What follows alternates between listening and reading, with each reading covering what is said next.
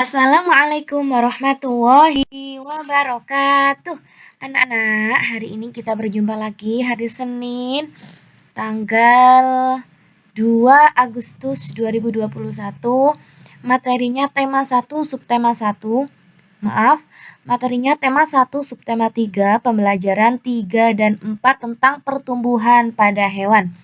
Hari ini yang akan Bu Azmil bahas pada video ini adalah yang pertama daur hidup hewan, materi bahasa Indonesia, kemudian nanti ada video daur hidup kupu-kupu, lanjut dengan peduli dengan teman, materi PPKN, kemudian materi perkalian bilangan ratusan, pelajaran matematika, yang terakhir yakni penugasan sebagai feedback ketika anak-anak sudah melihat dan menyimak video dari Bu Azmil. Baik.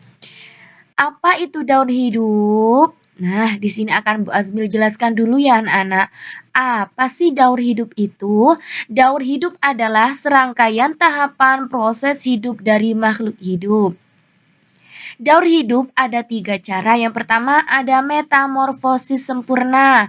Yang kedua metamorfosis tidak sempurna. Yang ketiga tidak mengalami metamorfosis. Apa itu metamorfosis? Metamorfosis adalah proses perubahan bentuk dan fungsi tubuh dari suatu makhluk hidup.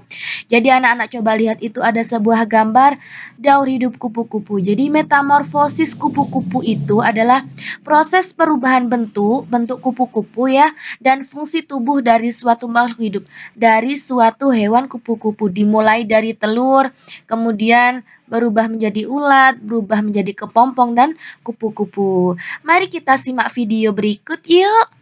Video daur hidup kupu-kupu.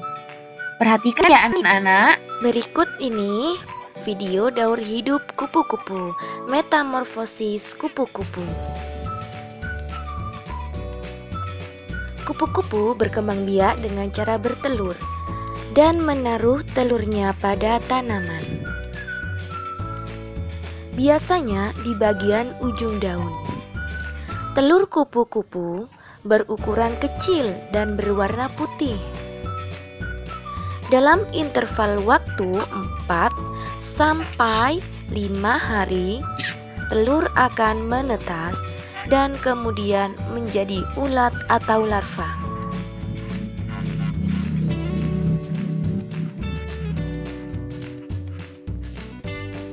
Dua, fase ulat atau larva. Telur yang menetas menjadi ulat. Ulat akhirnya menjadi kepompong.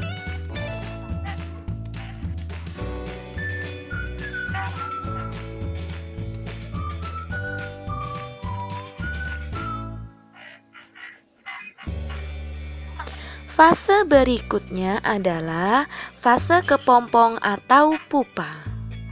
Kepompong merupakan lanjutan dari fase ulat. Umumnya, kepompong memiliki lapisan yang lembut dan biasanya berwarna hijau atau coklat. Warna kepompong menyerupai kamuflase hewan sesuai dengan lingkungannya. 4. Fase kupu-kupu. Fase terakhir metamorfosis kupu-kupu adalah menjadi metamorfosis kupu-kupu dewasa. Kupu-kupu akan keluar dari kepompong setelah perubahannya sudah sempurna.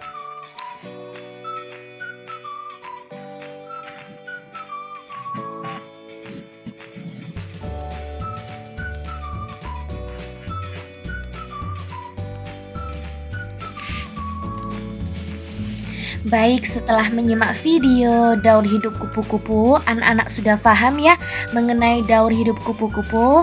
Baik, kalau begitu Bu Azmil akan melanjutkan materi selanjutnya, yakni perkalian bilangan ratusan, pelajaran matematika. Simak baik-baik ya anak-anak. Perkalian bilangan ratusan. Di sini ada sebuah contoh soal. Penjual ikan menjual 7 kotak ikan hias. Dalam satu kotak itu berisi 124 ekor ikan hias. Berapa jumlah semua ikan hias yang dijual?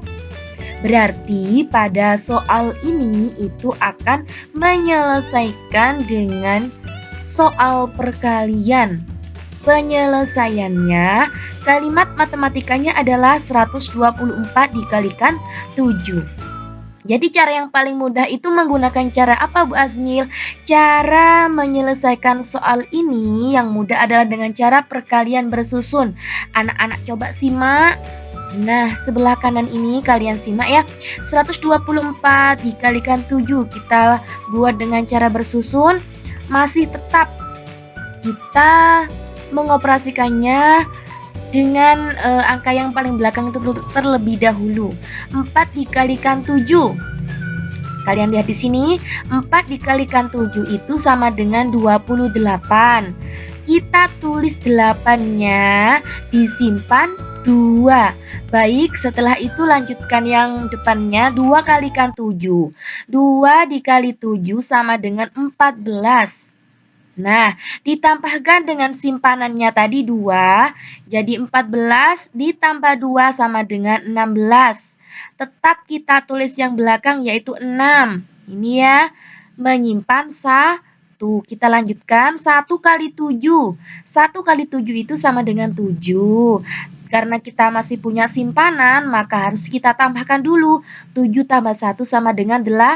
Jadi hasil dari perkalian 124 dikalikan 7 adalah 868. Lanjut tentang peduli dengan teman anak-anak. Kita sebagai manusia itu harus mempunyai rasa peduli kepada siapapun. Apa sih peduli itu? Peduli adalah sikap memperhatikan keadaan sekitar. Sikap peduli kepada teman juga bisa dilakukan dengan cara memberi saran. Apa itu saran?